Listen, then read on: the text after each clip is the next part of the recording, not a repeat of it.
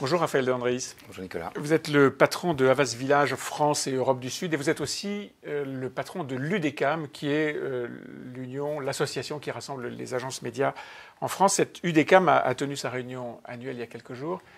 L'ambiance, c'était quoi? L'ambiance était volontariste, je dirais. Oui, volontariste, mais en même temps très lucide. Voilà. L'histoire aujourd'hui de la publicité, c'est vraiment un tournant.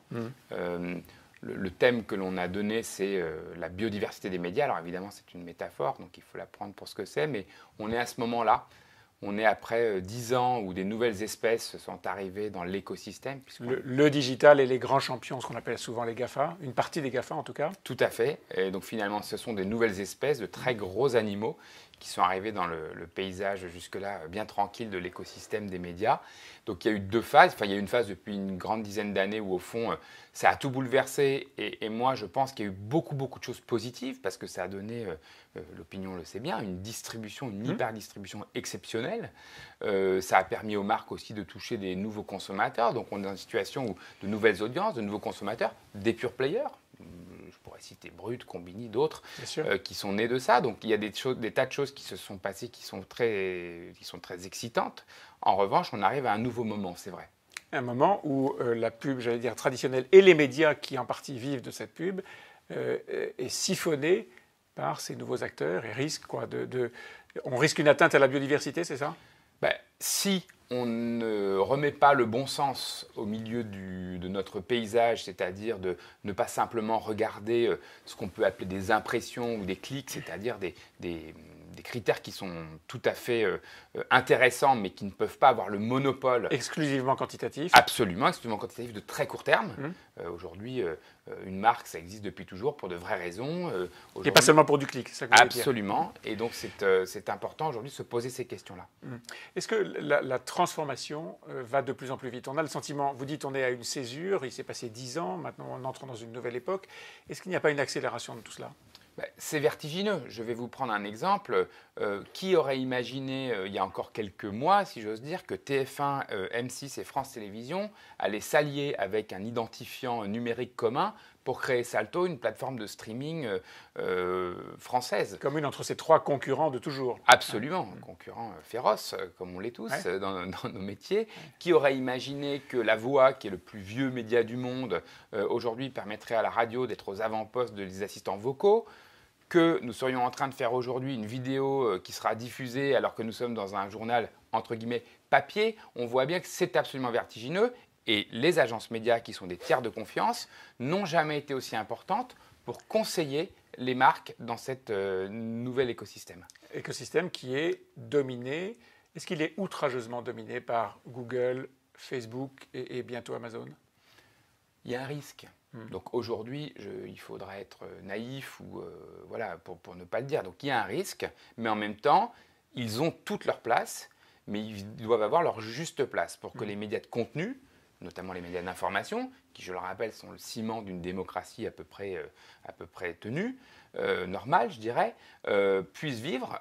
Donc aujourd'hui, on est à un moment où la bonne nouvelle, c'est que les médias de contenu ont fait leur mutation, ont réussi à investir. Ont compris qu'ils étaient en danger. Mais aussi ont compris qu'ils étaient en danger, mais au-delà de ça, font des produits de grande qualité, avec des grands contenus, ont investi, et donc on a pas simplement une logique défensive, c'est très offensif. Pour autant, les plateformes ont une position intermédiaire qui leur permet de très bien valoriser leur position. Certains disent trop. Aujourd'hui, il faut trouver un équilibre. Et puis il faut, nous, les agences médias, quand même, in fine, ce que l'on veut, c'est qu'une marque qui veut s'adresser à telle ou telle cible ait plusieurs chemins pour le faire. Et non pas un seul, type Google, Facebook ou encore une fois Amazon. Aujourd'hui, on voit des procédures judiciaires où des autorités administratives, essentiellement aux États-Unis, commençaient à multiplier les actions contre Google et Facebook en particulier sur le thème de l'abus de position dominante et la distorsion de concurrence. Est-ce que c'est une voie que l'Europe devrait accélérer?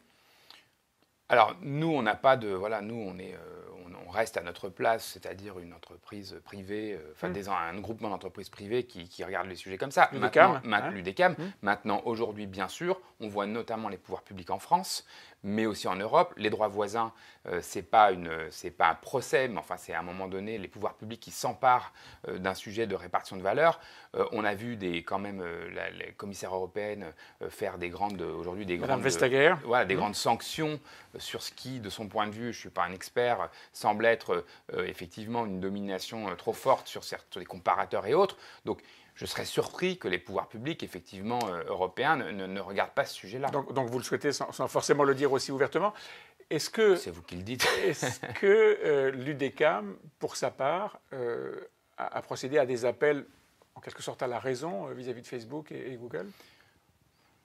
Non, l'UDECAM aujourd'hui ne doit pas se tromper de combat. L'UDECAM, c'est des agences médias au service de l'efficacité des marques. Donc aujourd'hui, nous, on ne s'ébroue pas sur tous les terrains en essayant de convaincre tout le monde. On dit les marques, vous avez besoin d'un choix suffisamment varié de points d'accès, et notamment, je pense à un truc qui est très sous-estimé, qui est le contexte. Les gens qui nous écoutent aujourd'hui, qui nous regardent sur l'opinion, pour eux, ce n'est pas anodin. Ils ont un lien éditorial fort avec l'opinion. Et donc, ça veut dire que si vous mettez la publicité qui sera vue avant et après, sera vue autour d'un contexte qui crée de l'engagement. Et donc, c'est pour ça qu'il faut absolument remettre ce type d'éléments, ce type de contexte au cœur de l'efficacité des médias. Certains médias qui adoptent à la fois vos positions disent aussi on a intérêt à travailler avec eux et parfois utilisent Google, Facebook en particulier, on a quelques exemples très récents, pour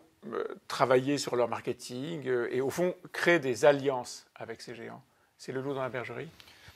Non, je dis Facebook, Google et d'autres sont des magnifiques plateformes de distribution. Est-ce qu'il faut les faire rentrer dans la bergerie ? Aujourd'hui, il faut trouver un système qui soit équilibré, mais vous n'avez pas le choix. Enfin, moi, je recommande à mes clients, très clairement, d'utiliser tous les jours des plateformes technologiques. Donc, le sujet, c'est de trouver le bon chemin et le bon équilibre entre la valeur du contenu, la façon dont la marque s'insère dans ce contenu et la distribution. Donc, et il y a aussi des choses comme le Digital Ad Trust, par exemple, qui priorisent des inventaires très sécurisé, très valorisé, de très bonne qualité, ce qui crée de l'efficacité. Et je rappelle quand même qu'il est quand même compliqué de mesurer l'efficacité réelle de certaines plateformes. Le Digital Ad Trust, c'est un label en fait qui Tout à dit, fait. voilà, si vous êtes sur cette plateforme, elle est de qualité. Si vous regardez ce média, il est valorisé. Comment va Havas ? Havas va bien. Havas n'échappe pas évidemment aux enjeux de transformation. Mais Havas va bien, vient d'annoncer en France l'acquisition d'une agence qui s'appelle Buzzman, qui est une des agences les plus créatives d'Europe. La volonté de Yannick Bolloré, c'est clairement de se dire que rien ne remplace la créativité. On est au-delà de ça dans un groupe comme Vivendi qui est très tourné vers le monde des contenus. Donc d'autres mouvements aussi dans le monde autour de la data, notamment en Inde où on a acheté une incroyable SS2I très pointue qui s'appelle Think Design.